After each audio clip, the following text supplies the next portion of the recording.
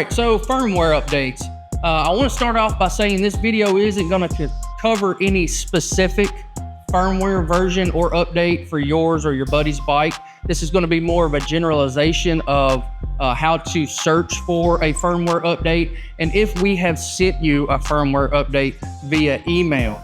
So with firmware updates, kind of like all your other electronic products, with like your phone, even your car sometimes, the dealership or your manufacturer may come out with a new update for the firmware in your particular system. And what it does, it just fixes bugs that we've found over the years and helps our product serve you better. So the first thing you want to do is I recommend hooking up to your bike or your ECM at least twice a year. Perhaps once during the beginning of the riding season and once during the end of your riding season. That way you can just see what firmware you have, if there's any firmware updates available, and keep your ECM updated as we go along here. So the first and easiest way is going to be your automatic firmware updates. Now, in order to do that, you're going to want to link to your bike with your data cable, key on, and go into configure. So you've probably heard me say before that all cool things are found in configure. Configure houses a lot of information and a lot of stuff you need. So while the bike's linking here, I'm going to go ahead and select configure.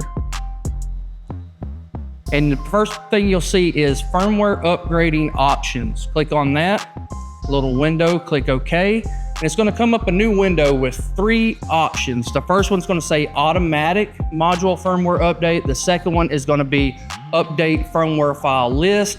And the last one listed down at the bottom is going to be manual firmware upgrade. So what you're going to do is you're going to click the automatic and then select apply selected option. It's going to tell you that a link to the module needs to be established. Go ahead and click OK. I've got a notice here, it says there is no later firmware available at this time. So my ECM currently has the latest firmware that we have posted. So now that we've got that out of the way, the next one we're going to be going over is emailed firmware. You've presented us, tech support, with an issue. We feel like we have a firmware that's going to help solve your issue. So stick around, we're going to go over that one next. Okay, so we covered the automatic update where you will go in and check for posted firmware updates. Our next scenario is going to be you've contacted tech support with an issue. We feel like that your issue can be resolved with a firmware update that's possibly not posted yet. So what we're going to do is we're going to send you a firmware file. You're going to save that firmware file to a folder on your desktop or just to your desktop, but somewhere where you can find it because you're going to need to retrieve it.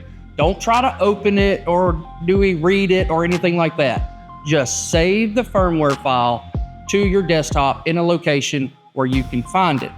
So some scenarios where we may send you a firmware file that we think is going to fix your issue.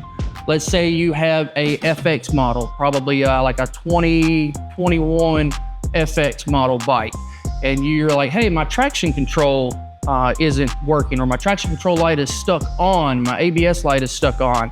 Well, if you remember in those instructions when you opened up that package, it's going to tell you to contact us for the correct firmware. So we'll send you that firmware and that'll help fix your issue. Another issue would be maybe a trike. Trikes require a specific firmware. If you've got a trike, you send us a data collection explaining to us your issue. We feel like that the firmware update will fix your issue on your trike. We'll send you that firmware file. Again, save that firmware file to your desktop. Don't try to open it. Don't try to read it. Another thing to note is that firmware is very specific. You cannot put firmware for a 24 into a 21 and vice versa. It just doesn't work that way. So make sure that when you do suspect that you need a firmware update, that you're getting that firmware from us and not just some Joe Blow on Facebook, because they could be sending you the wrong firmware and totally corrupt your whole ECM. Next thing you know, you're shipping it back to us. We're fixing it. You're down without a bike for a week. Your old lady's mad. It's just not good, right? So make sure you get that firmware from us. So I already have a firmware file saved on my laptop, so I don't have to go through that. So again, we're going to turn the bike on and make sure we're linked to the bike. It's going to read the module and maps just like it does every time that you link to it. Once you get through doing that, I'm going to go over to configure. So click on configure, firmware upgrading options, click OK. And now we're not doing an automatic module firmware update anymore. We're going to do a manual firmware upgrade. And we'll send you the instructions, step-by-step instructions when we send you that firmware. So with those instructions in conjunction with this video, you should have no issue successfully installing the firmware. So I'm going to select manual module firmware, apply selected option, click OK on the next box. Again, linking, reading. So now I've going to my desktop where I've saved that firmware. So go to my desktop, go to my firmware folder, and select the firmware that was sent to you.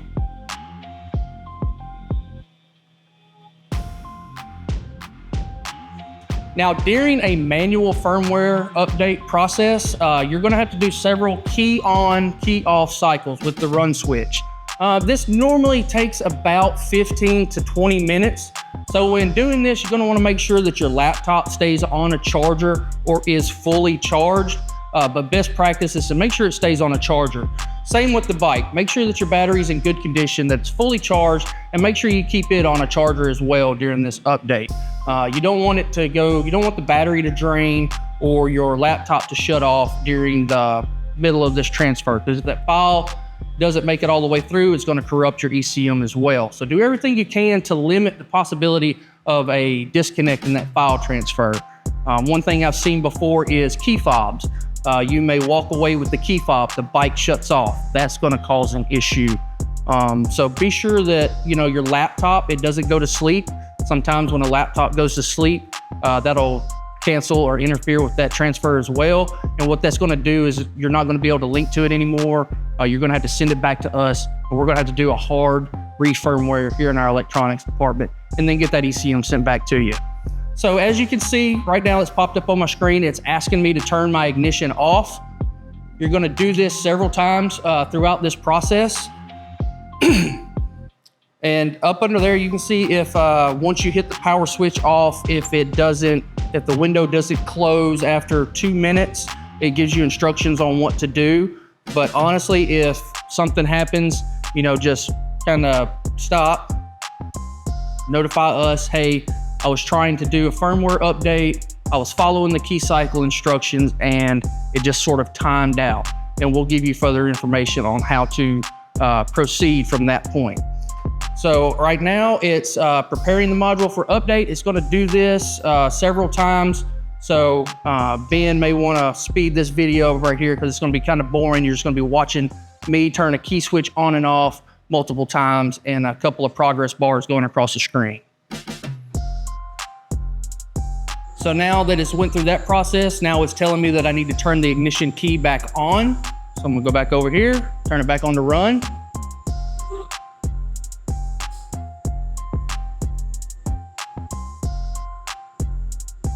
And you get the standby window again. It's going to start continuing transferring files. Like I said, this can take up to about 15, sometimes depending on how behind you are on firmware, it can take up to about 30 minutes, depending on how large that file is that it's having to upgrade to. So I want to reiterate again, make sure that you do everything within your power to make sure that there is no communication cut, no power down of the laptop, no power down of the bike. Ensure that everything stays up and running. That way that file transfer goes through complete. Insert elevator waiting music. Or the Jeopardy music, is that trademarked?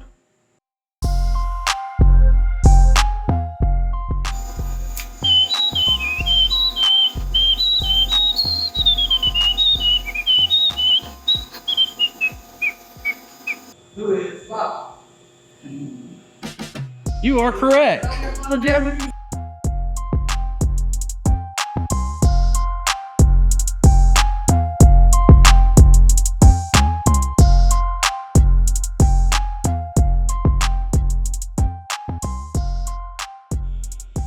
All right, so that was our last key cycle there.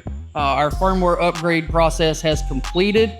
Now I know that it's kind of like watching paint dry and it's kind of boring, but just please be patient and stick with the key on and the key off cycles. It's really important.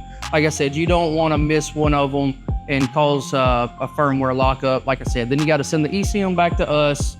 You're going to be down without a bike. It's no good for everybody. So now you're probably asking yourself, how do I know if my firmware updated successfully without, the window telling me, hey, it's been successful? So kind of the same thing as you're going to do when you want to check to see what firmware that you currently have. You're going to want to go to the software and click on Help. Scroll down till you see About TMax Tuner Plus.